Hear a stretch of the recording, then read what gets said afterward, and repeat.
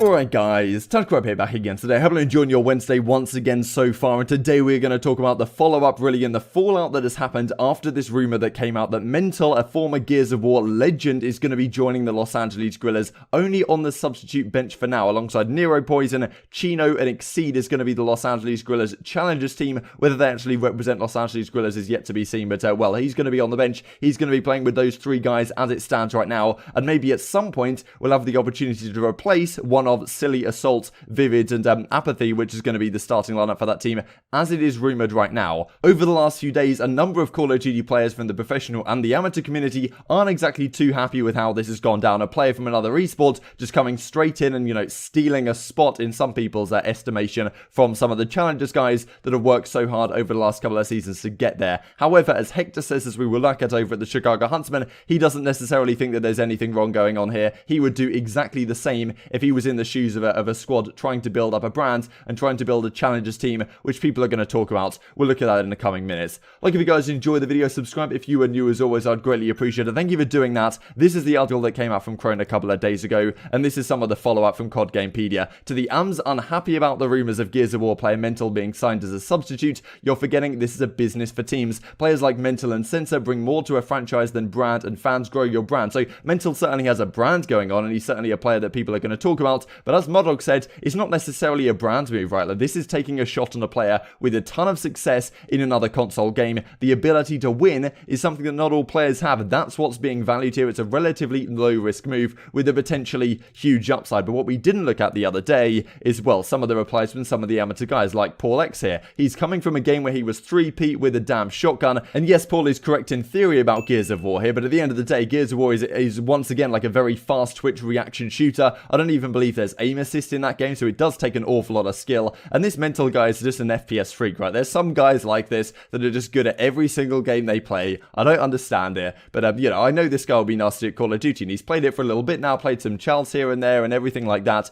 As MattG says, you're missing the point about low risk cost. If he doesn't work out for them, it doesn't really matter that much. I get that, but at the same time, why take a risk when you can get some of the most consistent COD players? And well, Sibilance here says, best believe I have ego challenge that Fallen Fire says a similar thing. So pretty funny exchange here, right? So these are some guys from the amateur community that have definitely done some things in the challenger side over the last couple of years, and I imagine they see MentaL coming into the scene and seem like they're kind of stealing their spot in a sense, right? They worked so hard for this over the last several seasons, and there's definitely a discussion to be had on the fact that MentaL can just come straight in and get onto a team and doesn't have to play through challenges for a season. That could be a discussion that we have, but at the same time, these guys not getting picked up, is it that much of a surprise, right? Like, this sort of stuff they say on Twitter, I can't imagine that organizations look at these guys and think they're overly professional, right? Like, MentaL doesn't even give these guys time of day, right? He's not in these threads, he's not like tweeting out these guys, he's not subtweeting these guys, he's not quote tweeting these guys, he just leaves it as it is, right? Like, I'm getting on a team, you guys are just chilling here in the challenger side. And I believe Sibilance has been in some discussions with pro teams, but they've been relatively quickly shut down because of, you know, maturity issues, and we've seen some of the things he said on stream last season. It's probably going to come back to haunt him for a while. So yes, these guys are all fantastic players, but do they deserve a spot more than a guy like MentaL? You can certainly argue no, given his history in other esports, but yeah, it's certainly an interesting discussion to be had.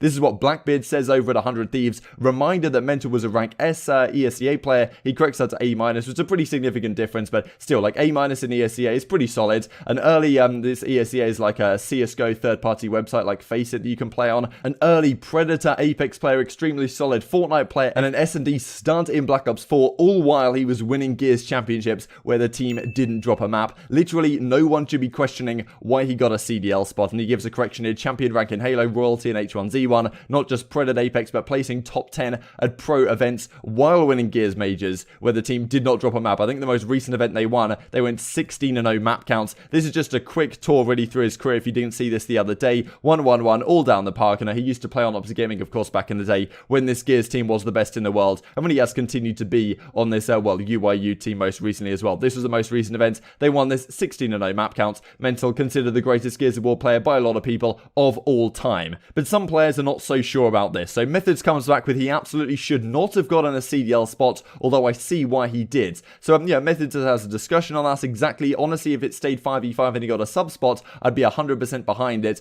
I have no issue admitting that I could be wrong in what I've been saying, just tough with a lot of good players losing out on spots. So I think the Methods certainly has an argument here to some degree about the exact route that he's taken to get into the game. Then again, I didn't necessarily see Methods talking talking about this. Maybe he did, but you know, I didn't necessarily see a tweet from MetaL's last year when OpTic Maniac got picked up, well, now a former OpTic Maniac, right, but he got picked up onto Florida on the substitute bench, and yeah, Bose, of course, is a substitute on the Chicago Huntsmen, and HECZ said in this video we're going to look at, I'm not going to share this specifically, but he does say that, like, when he picked up Mbose last season, he wasn't intending him to be a substitute, right, which pretty much everyone guessed, but you know, who's intending him for just for the content side, which you could certainly argue that's like stealing a sub spot by the same merit as what MentaL is doing right here. But I didn't necessarily see Methods doing exactly similar tweets to that last year. But as Brendan says here, you know, yeah, but those people are losing out on spots isn't an org's problem. Fact is, most top amateurs have already been pros. This is what we talked about the other day. You know what you're going to get from them. MentaL has a way higher skill ceiling than most of them, plus a winner's mentality. It is honestly a no-brainer. So let's look at a couple of clips from HECZ's video he put in on this topic yesterday. It's honestly a great video, talks about so many different topics in it. But yeah, we'll just look at a couple of things here on exactly what he would do if he was building a Challengers roster right now for the Chicago Huntsmen, and the route he would take, and why he would basically have done the same thing that the Los Angeles Guerrillas are looking to do here. Imagine a Formal, who was a Halo World Champion, came into this thing and people were like, I can't believe he's making a thing. If the issue is that he's not going through the trials and tribulations of the Challengers, maybe there I'll give you a tiny little bit of leeway in having that conversation. That's a conversation that you should have, right? Whether he deserves to be here or not, that's not the conversation you should have. You have a brand new dude coming from a scene that's coming in here, and he's good enough and a team wants to pick it up. That's not a slap to anyone's face. That's not a slap. That's not him disrespecting anybody. That's just one man trying to put food on his table a different way that he has in the past. That's his prerogative. That's his right to do so. The same way that you, right? The same way that you challengers, that you ex-pros or pros that are no longer competing as a starter, that's your choice too. You're not bound to Call of Duty. You have the skill to go play somewhere else and prove yourself somewhere else. Now, if you're saying that he's taking a spot of somebody that's been around for a long time, guys, that's not life, man. And I don't want to be the one to tear that dream apart, but fair isn't always fair. If I was going to have a Huntsman Challenger team, I'm sorry, but I'm going to go with I'm going to do what I do best, and that's build brands and build storylines, and I'm going to do whatever it takes to have my team be talked about more than the other teams. That's my job. And if that means that I have to pick one Challenger dude from Call of Duty that's been around for a long time, and Mental, Lethal, Snakebite, and somebody else to fill my Challenger team, that's what I'm going to do.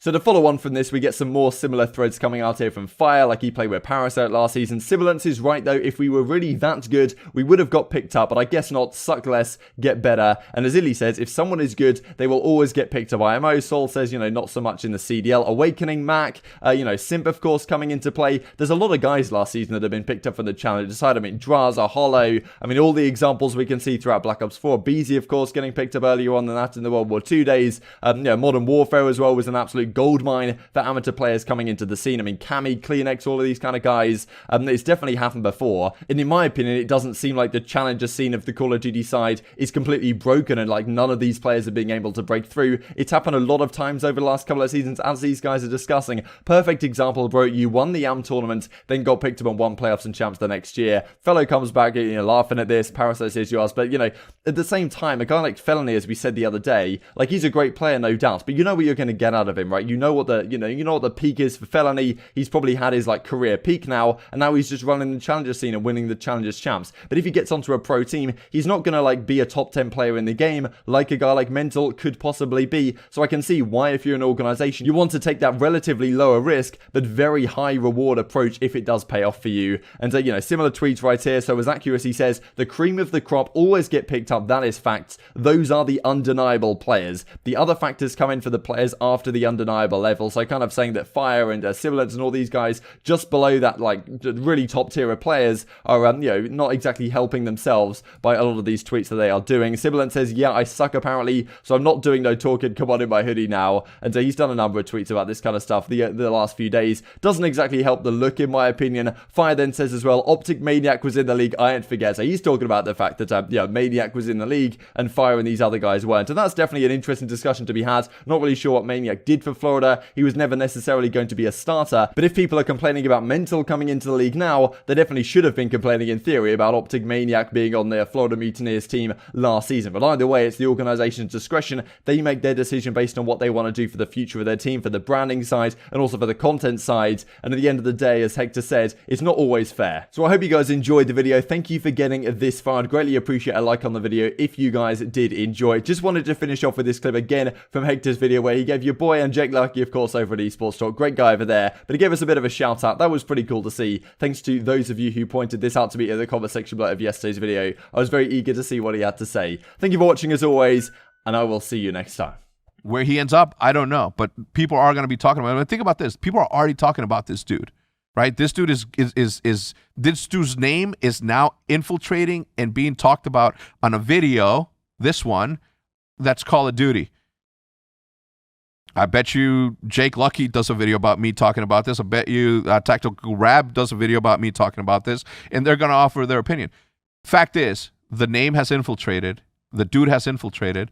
And I think that everybody should just give him a chance. If it wasn't your turn to be picked, it wasn't your turn. Be better. Create more content. Do whatever it is that you need to do to set yourself apart from every single other challenger that's out there.